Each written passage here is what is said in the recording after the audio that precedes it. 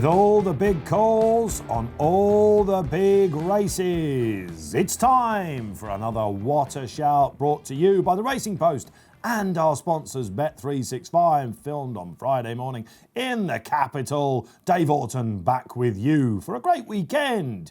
Like and subscribe if you're watching on YouTube. If it's Facebook, welcome along, or indeed anything on Twitter, hashtag What a Shout. Who have we got on the panel for you? What have we got coming up? Paul Kealy joins me back in the studio, looking nice and tanned, Keels, at the moment. Yeah, out on the golf course as much as I can, as usual. It's been a good week on the course, hasn't it? I had an eagle. An eagle. I mean, someone as crap as me to get an eagle. I've been playing it for 35 years, and that's the third one I've ever had in my life, none of which involved a putt. But yeah, I was delighted. That's absolutely unbelievable. I mean, that was a 100-to-1 shot landed first thing this morning. I bet you were running around flapping like an eagle as well. Pat Cooney joins us as ever from our sponsors, Bet365. Yes, hello everyone, and what a weekend and a week to look forward to. Really up for this. Yeah, exactly. It's sort of like a little bit calm before the storm this weekend, isn't it? But we've got, of course, some big races coming your way. We'll be giving you all the in-depth show. In fact, let's have a look at exactly what's coming up for you on this weekend's show. Hot topic then, all about Royal Ascot. We're just so close, aren't we? 12,000 fans coming back, the sun is out, and his journey has culminated in a visit to What a Shout. Mr. Ascot himself, Wes Ward, will be our guest on this week's show. Cannot wait to get the insight on all Wes's runners, on exactly how he's doing at the moment, what he's most looking forward to. We'll be giving you the big race previews, Sandown, and the big calls, and those weekend winners. Delighted to say then, all the way from Newmarket, not his Keeneland base, is Wes Ward, who we may as well call Mr. Ascot now then. Wes, great to have you. National Stud, I believe, is where you're at on a glorious morning in Newmarket. It's a beautiful day here, and excited to be here, I'll tell you that. I'll tell you what, Wes, we're excited to have you, and this is our first in-motion guest. Wes is, as we speak on Friday morning, going up to the Gallops now to check on his 9-strong team. Before we go into all your runners, Wes, and let's face it, you've moved a few chess pieces around for us. Let's talk about, first and foremost, your trip over. When did you arrive? When did you know that you were going to be over again this year? Well, we always start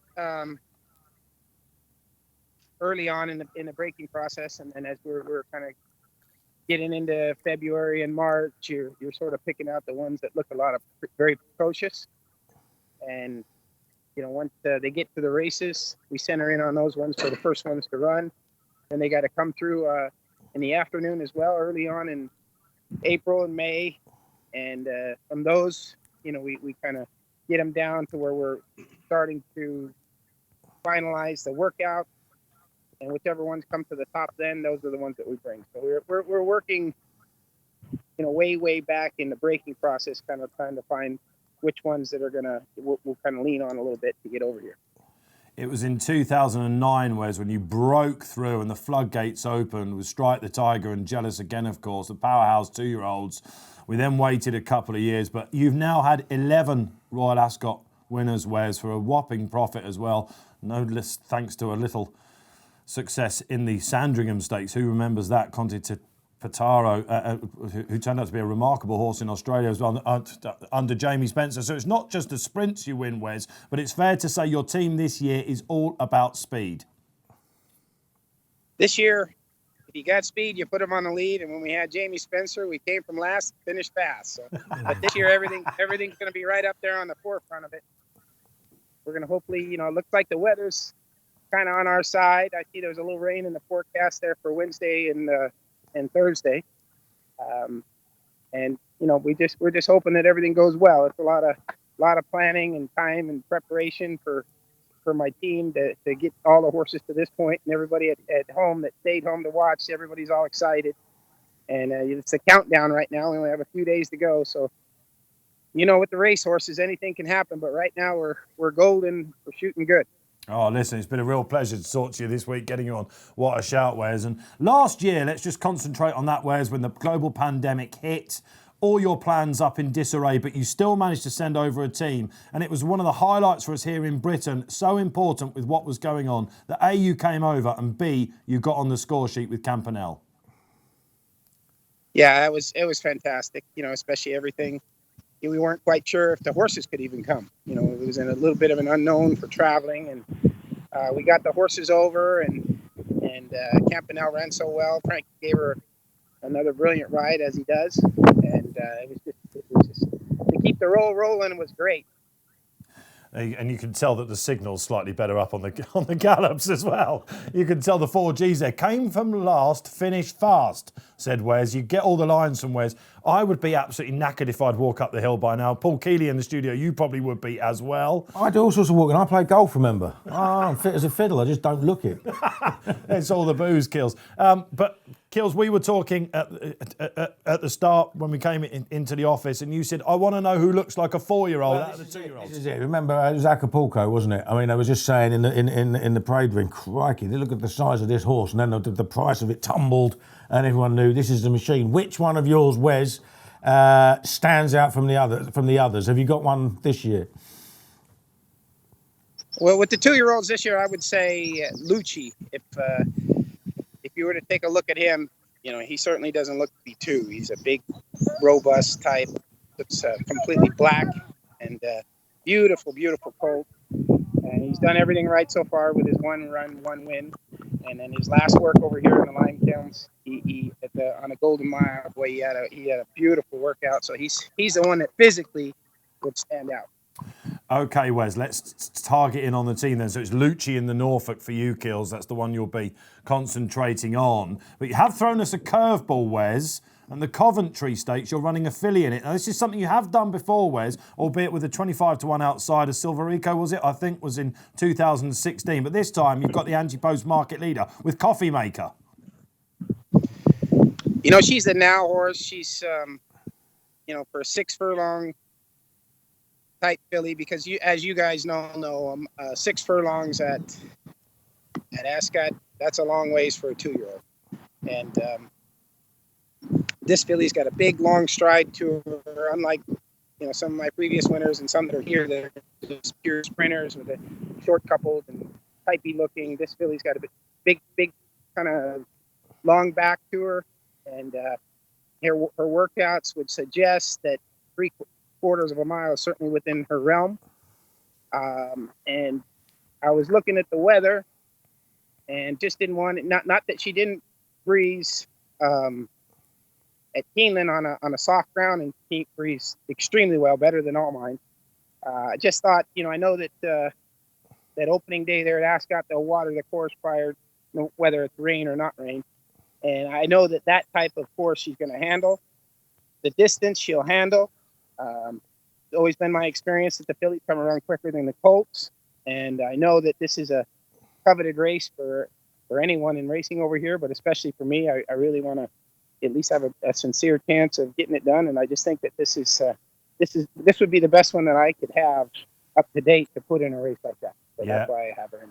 This is the one on the CV that's been missing so far, Wes, isn't it? We're getting that vibe from you. So let's concentrate on the 2-year-old fillies then. Ruthin impressed everyone over here when she hosed up last time in America, but she's not going to go in the Queen Mary. That's something, again, that surprised us a little bit. You've got Twilight Gleaming in that, Wes. Yeah, well, again, you got to kind of go with the now horse.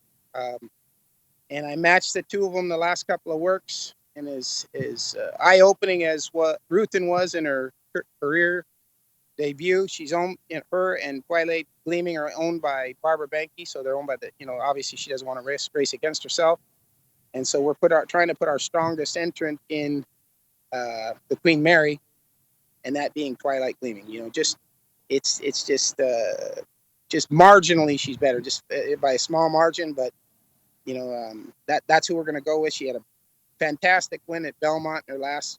She got a TDN Rising Star because she bounded away by about 6 or 7 lengths. Of course, that competition in that race aren't nearly what she's going to face in the Queen Mary, but she certainly warrants being there, and I think she's going to have a real good showing. It's the kind of Queen Mary this year, Wes, with the domestic team in mind, where we think you're going to have an extremely good chance. So Ruthin will go in the Windsor Castle on the Tuesday. Ruthin will go in the Windsor Castle on Wednesday. It's on Wednesday, isn't it? He moved all these races around. You can tell he's Mr. Ascot, Kills. I mean, he knows the programme better than me now. Pat Cooney, you've got a question for Wes, because it wasn't just Campanelle we saw at the meeting last year. No, Wesley, I'd like to ask you about probably the best horse you have in the stable that won't be running next week, Golden Pal. How is he, and will we be seeing him at York in August? And what are your plans for him for the rest of the year? I'm really excited about this guy. I think at the end of the day, he's going to end up being the best horse that I've ever trained. He's certainly a Breeders' Cup winner and heading that direction. We had a little bit of a minor setback where he's starting to breeze again in Kentucky. I've got him pointed for opening day at Saratoga. There's a straight 3-year-old only race going 5.5 furlongs on the turf. So he'll breeze each and every week there at Churchill Downs leading up to it and get into Saratoga. And if he runs like I believe, or I hope, then that would warrant a start in an unpart.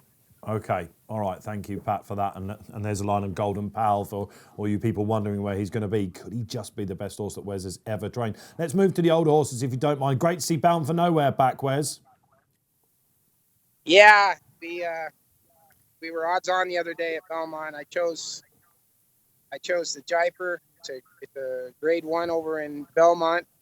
Track that he ran extremely well on in his only start prior to that. Coming over here, I just thought I would try to put him in the best chance as he's getting 7 years old to hopefully get a grade 1 win. Joel Rosario had a fantastic ride on him the start before at Keeneland at his home track, where he kind of got away a little slow and came from way back, came charging down the lane to win. And as luck would have it, he had a really sharp break, so he ended up being on the lead this time. Really where he doesn't want to be, and he made all until the running started. He ran a beautiful third, but I kind of wish we could have kind of come from behind again. But when those gates open, anything can happen. Absolutely. And what about Maven, Wes? Could he throw up a surprise to our great sprinter Batash in the King's Stand? I'm excited about this guy. I think he's going to have a really big chance. That's why he's here.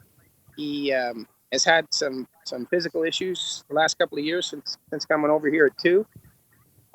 They're all behind him now. We've gelded him, and that was one of the main issues that he had. He had an undescended rotated testicle, so we went ahead and gelded him because he just didn't warrant keeping him a stallion at that point for what he'd accomplished.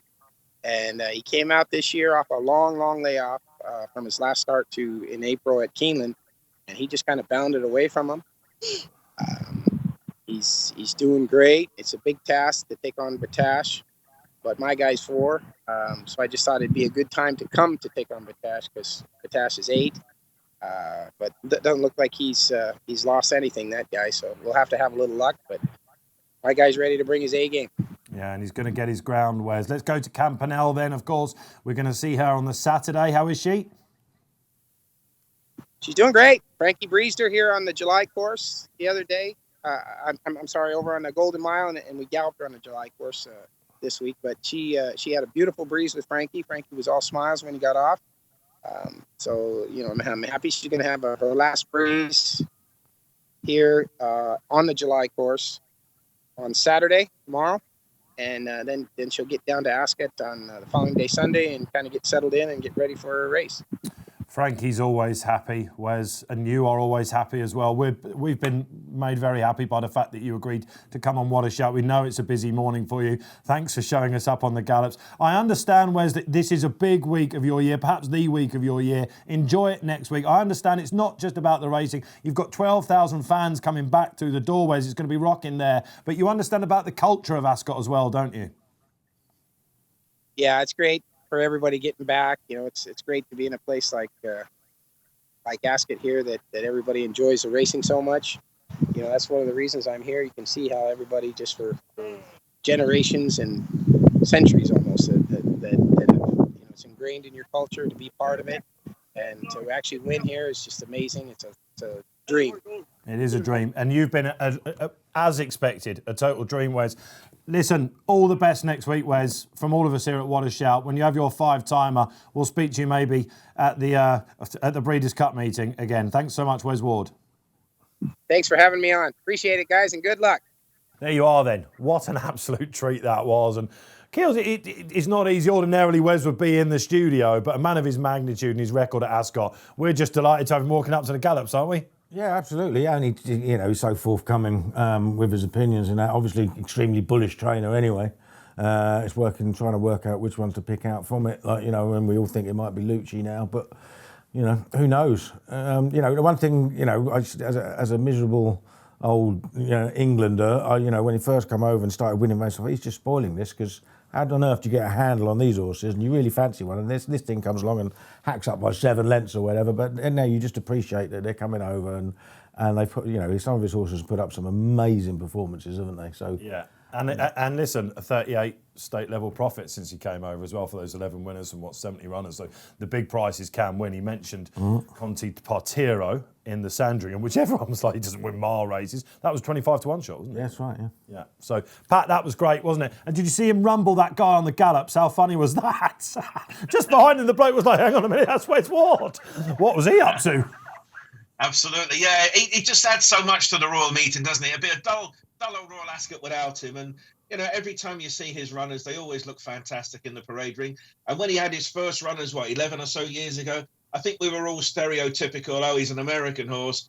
He'll lead for 2 furlongs and then fall down the hole. But that's not the case. They're terrific horses and they run to the line. And so many great horses he's had represent him. And it looks like he's got a pretty formidable team this time around as well, doesn't it? Yeah, Frankie, of course, involved. But Johnny Velasquez, Johnny V, will be staying for the whole week as well, which is unusual for Johnny. He is just the best of the best. And as Kills quite rightly mentioned, it was Acapulco, was it 2014, and whenever she came and took out the Queen Mary. Go and have a look in the paddock if you are lucky enough to be at Ascot next week. It will give you some hints, as that's when the prices can crash. Will it be Lucci? Let's stick with Royal Ascot then, Kills. Like all of us, we've been looking ahead, haven't we? We've had all the big meetings now. The week looks set fair weather-wise. There's a bit of rain around, but the track's going to take it really well. We know that. Do we have a Kealy nap at this stage? Yeah, I really, really do like the chances of Primo Baccio in the Coronation Stakes on Friday. Now, there is a bit of rain around, but I don't think, it's not forecast to be a lot at the moment. So I'd imagine the ground will still be perfectly okay for her. She's one of those horses, she sort of caught everyone by surprise, I think, and, caught me by too much surprise. I wasn't prepared to believe the Newbury one behind Alcohol Free in the Fred Darling, and if I had done, she was a gimme. I know you backed her. She was a gimme at 14 to 1. Sometimes a horse's price is factored into whatever the price was the time before. And had she been 5 to 2 at Newbury, she'd have been evens for that York race. But she was 100s at Newbury, where she would have won if she'd have got a clear run. And she went on 14s at York, and she absolutely hacked up. She destroyed Creative Flair, who came out and won a listed race yesterday. And she came from the back in what was a steadily run race, and she just blitzed them. And I have a fair feeling that the best 3-year-old miler hasn't contested a classic. And it could be her. It's trained by Ed Walker. If it's trained by John Gosden, she'd be 9 to 4 now, and she'd still get about 11 to 2, I think. So. I mean, David Wall's got Starman. He's having a really good year, isn't he? Do we have a dark horse, Kills? I don't really know about dark horses because I haven't had a massive look at the handicaps, and I don't suppose Chill will be that dark in the Wokingham, will it? Oh, okay, for King Power. Yeah. Tim needs to be having a very good time. Okay, I'll get mine out of the way before we go to Pat. I'm coming round in the Wolverton Stakes. It's a race I love, and if he gets a low draw, I'll be napping Set in Stone for Sir Michael Stout. Just check out his Windsor form. I mean, it is absolutely fantastic. Oh, this is us. Winning again. What was it? Of course, Stormy Atlantic came out. He wants a mile 2, this horse. He's typical Michael Stout improver. This guy has got group races all over him. That is in the Wolverton. And in the Hunt Cup, do not give up on Matthew Flinders. Far too keen at York last time. Back over a straight mile. Go back to his Newbury run. He'll be there for Ed Walker as well. Ed Walker's going to have some week, isn't he? According to the panel here. What does Pat Cooney think then? Yeah, I quite like the look of Lady Bowthorpe in the Duke of Cambridge on the Group 2 race on the Wednesday. Very progressive. She won well enough on her reappearance. And the last race, she was second to Palace Pier in the Lockhinge. And that looks to me to be way better than anything else in that race. And falls into the category. She's trained by William Jarvis. It's one of those, if John Gosden trained, it should be a lot shorter. Well, William Jarvis is doing ever so well with her. If she repeats that last run, I just presume she'll win, won't she? And as for the dark horse, I'm going for the Commonwealth Cup, and this is only a dark horse stroke dark filly on the basis that we haven't seen her before. But Souza, the French filly, the flying French filly, has been so impressive. Just have a look at her wins. I think she's in the could be anything section. Maybe she hasn't gone on fast ground before, but she's pretty good on soft. She may be even better on better ground. So, a dark horse, she's prominent in the market, but we just haven't seen her. But you'll be seeing plenty of her at Royal Ascot. Sousa in the Commonwealth Cup for me. Hard to knock that, I think, there, Pat Cooney. All right, there's some early steers for you. A reminder, the next Friday we'll be previewing here on What a Shout, unashamed tipping of day 4 and day 5 for you. Don't worry, we'll be back next Friday. So let's leave this section in the words of Wes Ward. Come from last, come home fast. Racing clues. I mean, guys, we could go on for hours about this, Kills, couldn't we? Of course, it was Epsom last weekend. We had the French Derby as well, St Mark's Basilica. But let's talk about the classics then. We've got to start with Adayar, and we've got to have a little bit of a giggle, guys, about this, because for the 2 weeks in a row, we've had the bookworms out, we've had all the... Craig Thake's been doing all the stats for us, we've done loads of good graphs. Aidan O'Brien, second string, runs 1 in the Derby. Of course, he had 5 in the Oak, so that was that one torn up. And trap 1 at Epsom. What happens in the Derby, Kills? Oh, yeah, I mean, amazing. Yeah, first horse to win in a double-figure field since Oath. From Trap 1 in 1999. You know what I mean? Not just talking about Derby, talking about every 1 mile 4 furlong race with 10 or more runners. And they hadn't won, but I mean, didn't seem to be any problem at all, did it? No traffic problems at all for them. And great ride by Adam Kirby. Good story. I mean, I actually thought I was going to say at the time, I didn't fancy Adayar, but I still thought it was a better ride than John Leaper, because I really couldn't have John Leaper at all. It was just about the only thing I got right on. Incredible on Derby story, day. Kills, isn't it? You know. Yeah, great story. We give it a cracking ride, and and he said afterwards, I'm an all-weather jockey because I get good rides on the all-weather. And you look at those tracks, right? I mean, he's renowned as an all-weather. You look at Chelmsford, you look at Wolverhampton, you look at Lingford. They're hard courses to ride, surely. Tight bend. Cambers and... Yeah, they're hard horses. And if you come out top of the pile on that time and time again, you're a proper jockey, and he's proved it, and, I think everybody was happy for him. Well, Godolphin have always gone to him, haven't they? And if it wasn't for weight issues, he's not the smallest jock at Curbs, of course. So we're absolutely delighted for him. A quick word on the form. Moho Star, rank outside of still a maiden. I mean, I'm neither here nor there with the form on. I reckon Lane in third, though, gives it substance, right? Gives it some substance, but, it doesn't stand out as a brilliant race. I mean, I thought the Oaks looked like a bad Group 2 going into the race, and we've come out of a 16-length winner. I don't know what to make of that either. Yes, well, that was the classic Epsom Oaks rail, wasn't it? When Kazia in 2002 won, she beat Islington, the great filly. Yeah, but it was the slowest time since then because they came over to rail. Was it a case of having to just get the rail? Yeah, but I mean, later on in the day, the horses were winning up the middle, and in the dash on the Saturday, I mean, it was dominating the middle. I'm not buying that it was just, she probably is just a miles better horse. I think a lot of horses ran below form. I think a lot of horses are probably a barely listed level running in a Group 1 as well. I don't think it was a very good race. Word for Mystery Angel, though, Kills. I mean, they supplement her. It's Nick Bradley Racing, George Bowie, who we've had on the show. I mean, she ran a blinder, didn't she? Yeah. She ran, you run a blinder, as you say, but you have to mark every horse down if they're getting beaten 16 lengths. Santa Barbara, they retained the faith, or is this just a commercial retain the faith? She didn't stay. She clearly didn't stay. She was Nassau for her? making a way in the thing. You'd think the Nassau, you'd think something like, what is it, the Pretty Polly? Pretty Polly, yeah. Something like that to have a go at. She doesn't look as good as they thought she was. I mean, it's as simple as that. I don't think there are many good fillies around. Snowfall might be what she looked was a very good horse, but she might just be a good winner of a very, very bad, average, weak Oaks, and that's the way I'm looking at it. So you have to remember what you thought going into it before you see a blockbuster performance. Yeah, absolutely. I just want to see it again, because I thought it was a terrible race going into it, and okay, she's absolutely blown them away, but I want to see her do it again. And she probably will. I mean, but I'll be pressing the lay button because I'm that sort of punter. Frankie Dettori was really impressed, of course. Pat Cooney, wasn't he? A knife through butter, he said. But does he have to say that commercially? He's not going to say it was a bad Oaks winner by 16 lengths. And what about the markets then, Pat? Let's come to you on this. Adayar, because I remember before the racing, it was just a 40-1 shot. Now I saw the SP of 16s. Yeah, I mean, what I would say, he's a fine-looking horse. I did see him in the flesh at Sandown on our sponsored meeting at the start of the year.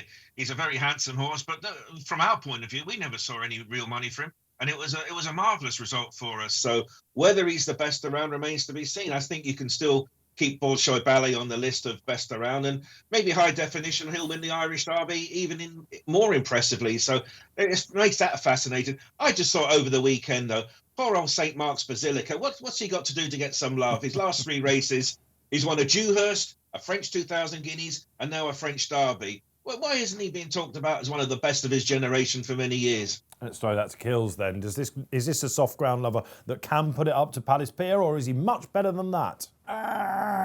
He might be a soft ground lover. Look, his form tells you that he probably is, but we're yet to see it. What he's obviously done is progressed, and he progressed really well, because the French Derby was pretty much a routine win, wasn't it? You know what I mean? It was always in the right place, always going to win, and you know, the Guineas, the French Guineas itself was similar. It was just very much a dominant display. So, you know, he could be the best 3-year-old around. They're not big figures races, these French races, because they tend to have a bunch. Stop, start. But it makes the Sussex quite exciting now, doesn't it? At Goodwood. Assuming they turn up, and that's the plan. Okay. You know, I mean, because he can go either way now, because obviously he's got that middle distance win. Like, you know, what I mean, you know, he might never run over a mile again. You don't know.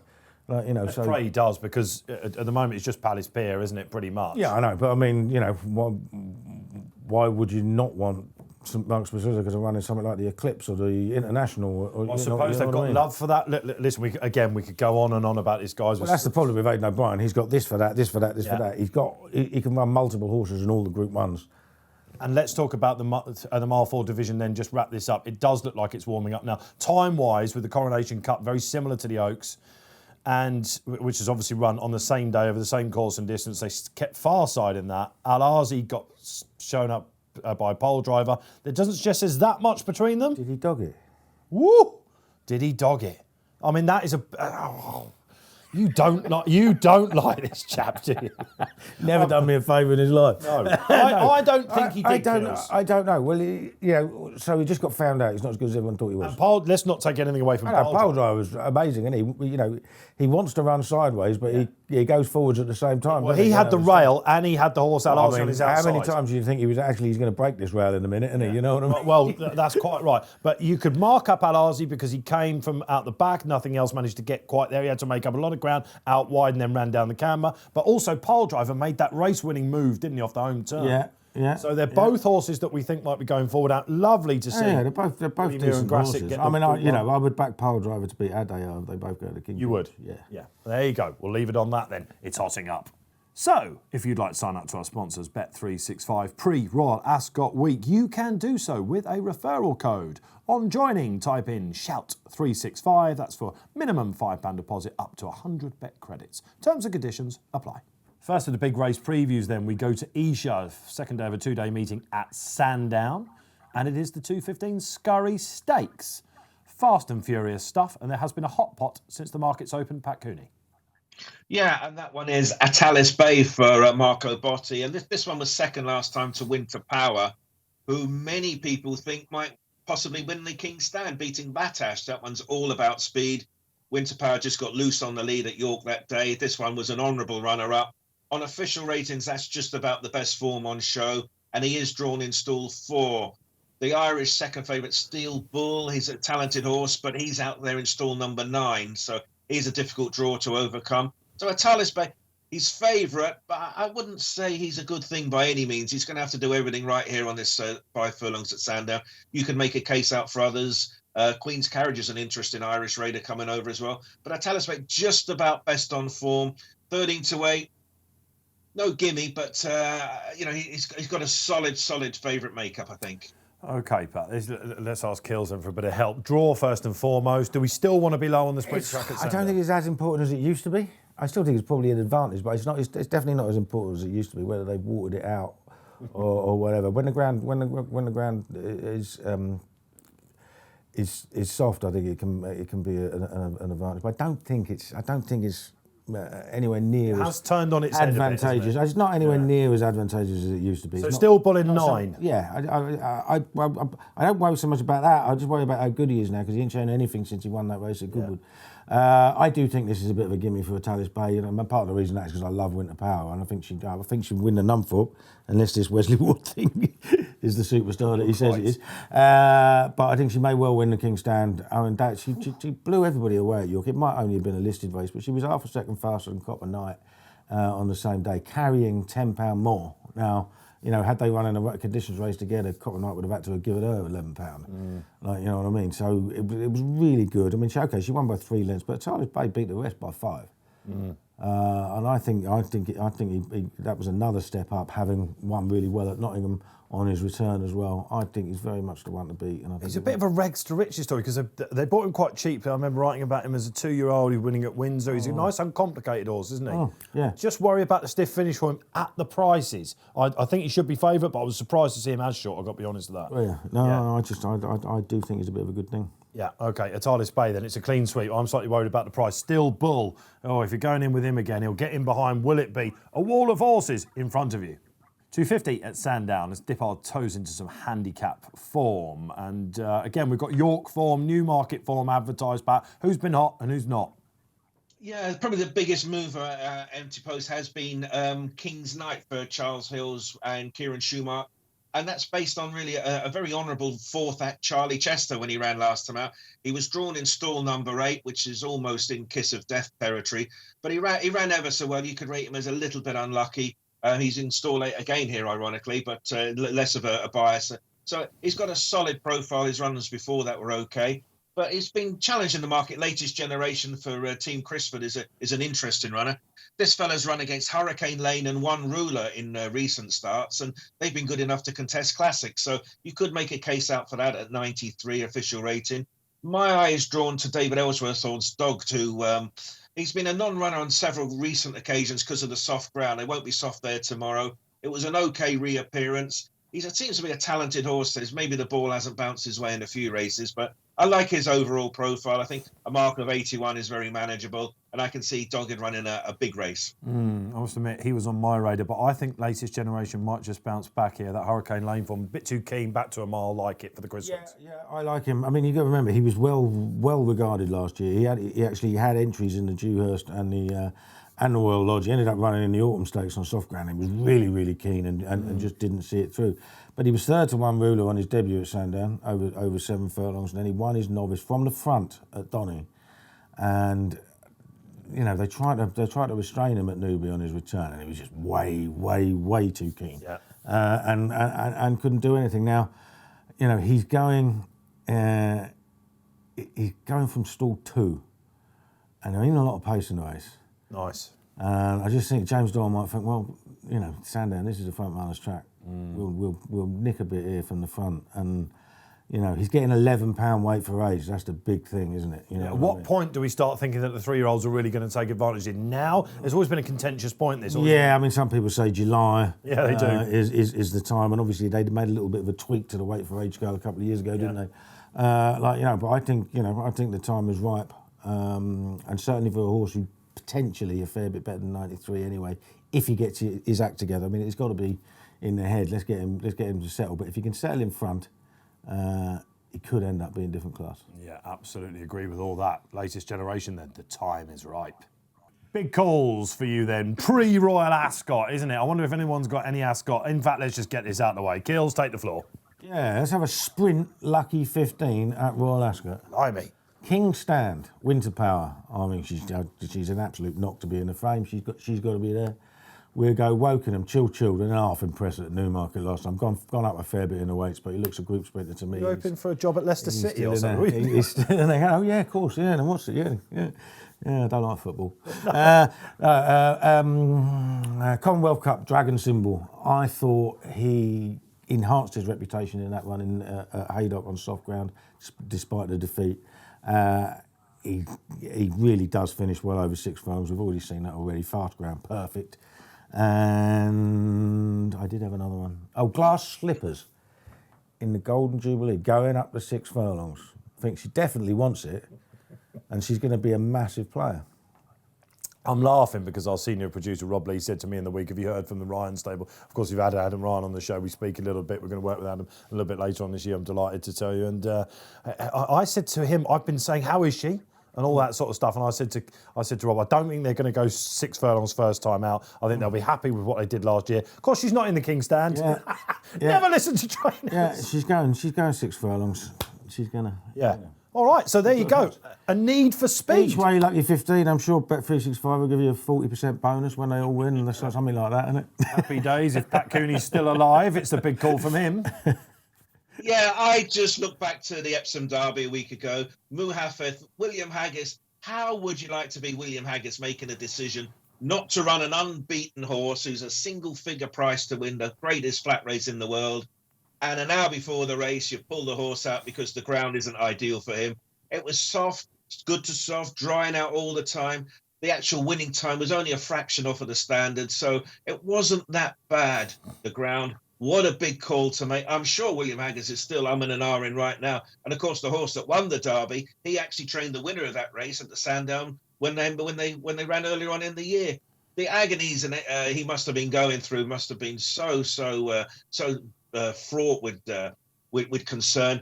Good for him, good for the horse. But I could imagine he was kicking himself after the race. What would you have done? It was of course in the Hamdan Al Maktoum colours. We were all geared up to make it a massive story. Just a huge call. If I owned him, I would have just said, look, let's have a go. But fair play to William Haggis for not running him. But that was a big call by him. Never mind me. Big cop out, in my opinion. You wouldn't have said that when he was on the show. I can tell you that. Well, I would have done. I'd have got dog's abuse for it. But I'm not going to say other than what I believe. No, I thought it was a terrible cop out. To be honest, I mean the ground wasn't that bad. I don't know. I'm not so sure. I'm sort of sitting on the fence with this one a little bit. Not just because huge Haggis fan and want to work with him again, Kills, but I'm not so sure. If you can't criticise, if you can't criticise people, there's no point in doing a job, is there? You know what I mean? I thought it was a terrible decision. Had the ground dried out that much? It was a fair bit faster than it was the previous day, without a shadow of a doubt. Yeah. I mean, it just, it was on the soft side of good, I think. Like, you know what I mean? But it wasn't desperate ground by any stretch of the imagination. If the horse needs it like a road, he needs it like a road, I suppose. Like, and we may well see it at Ascot. I assume he's going in the King Edward VII. Like, but what a cop out. It looks like Adair's Conqueror's going there. Actually, is it Alec Dar? I think that's the horse, isn't it? Alan Kerr. Alan Kerr. Sorry, that's it. Yeah. Yeah, I think he's going to that actually. So watch this space with. So where does he go with my half of now? I mean, there's only one Derby.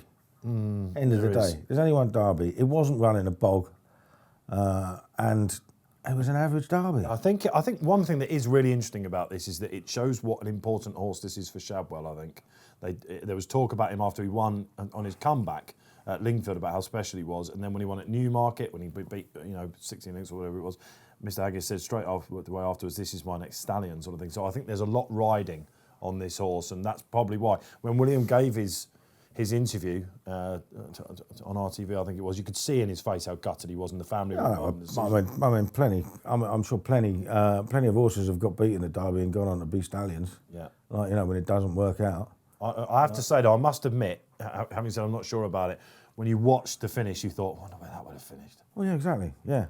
Like, I still think he had a lot to prove because I thought it was a Mickey Mouse race that he won at Newmarket anyway. But beside the point, you've got a horse with a single figure chance in the Derby. You're not running on an extreme of going, and you cop out and don't run him.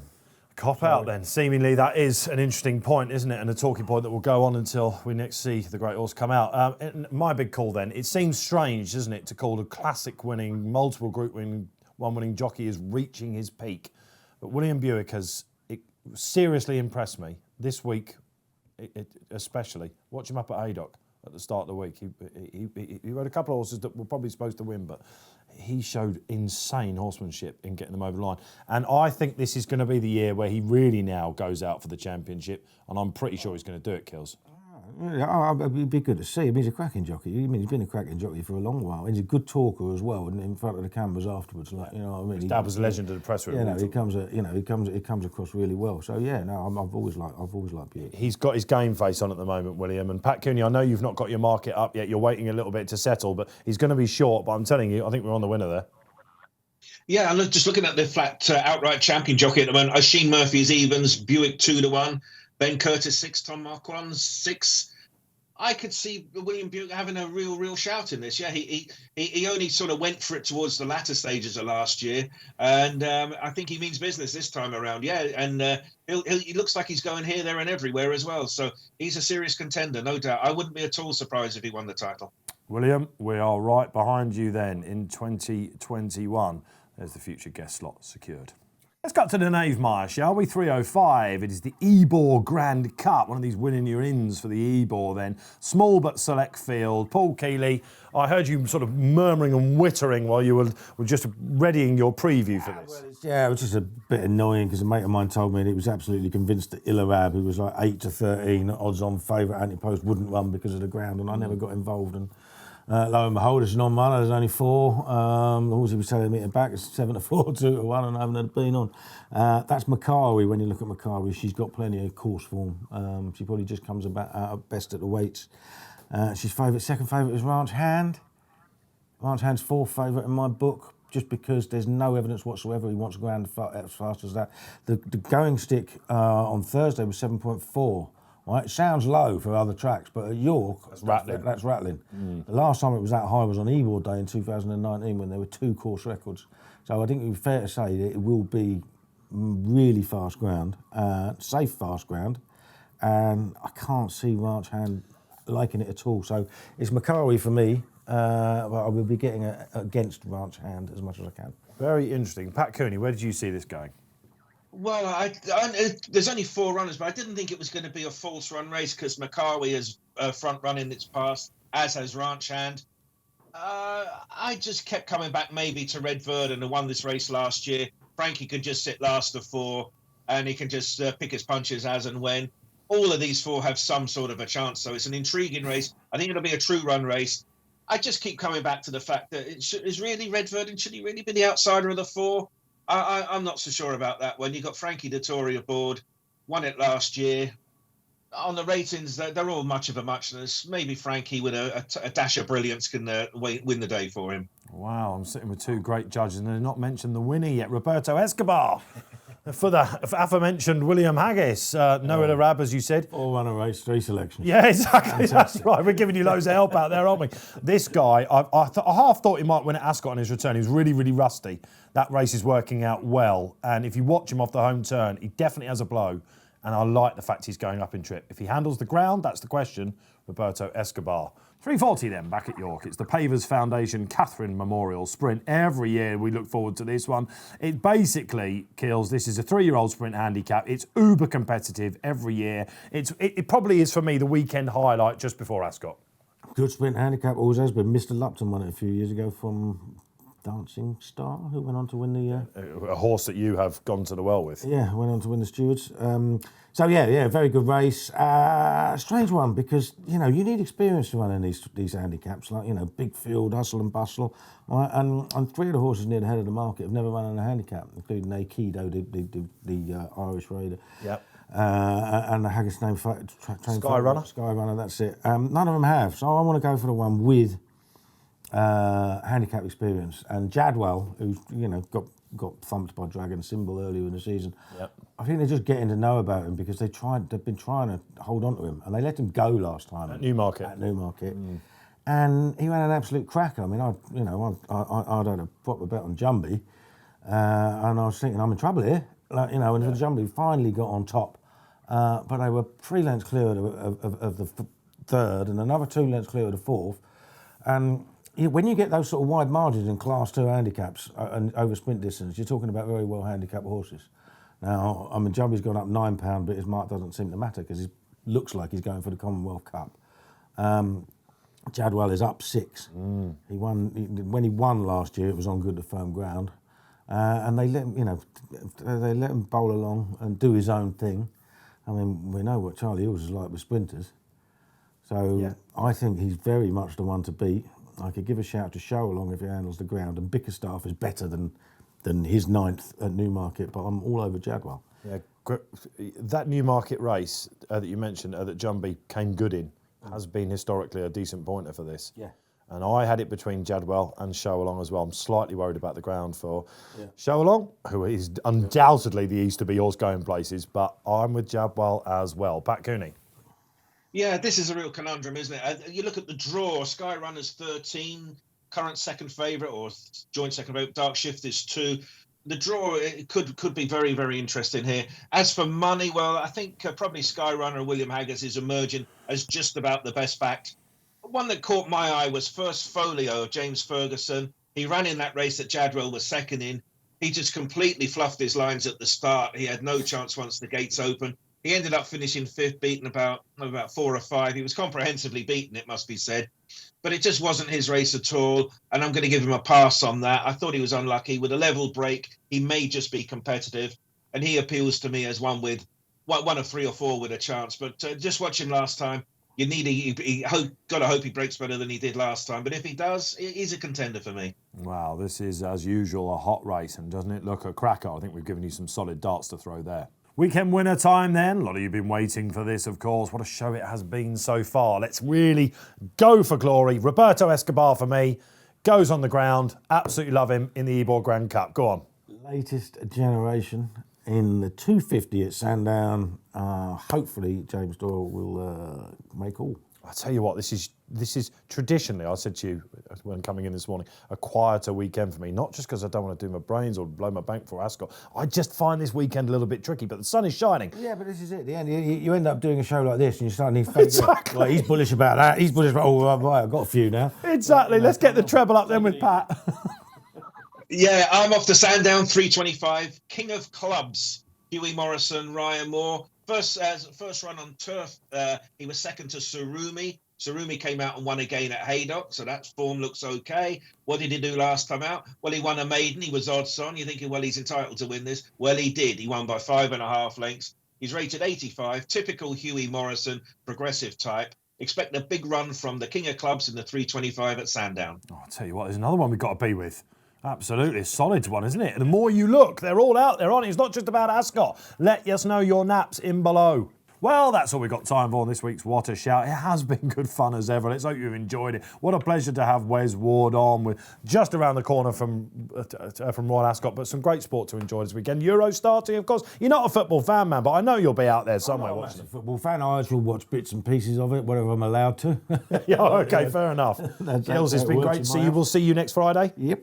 Full of it, absolutely. Royal Ascot week. Pat Cooney, excited? Yeah, oh, absolutely. And let's hope the next time we see each other, we're all a long way in front. Absolutely, quite right. Let's hope that for everyone. So there you go then. This is me, Dave Orton, signing off for another week. Don't forget to download the free must-have Racing Post app. You can do that on the App Store or the Google Play Store, I believe. Don't forget Gamble Responsibly. Royal Ascot just around the corner. So until then, next week, we'll see you. Enjoy the sport.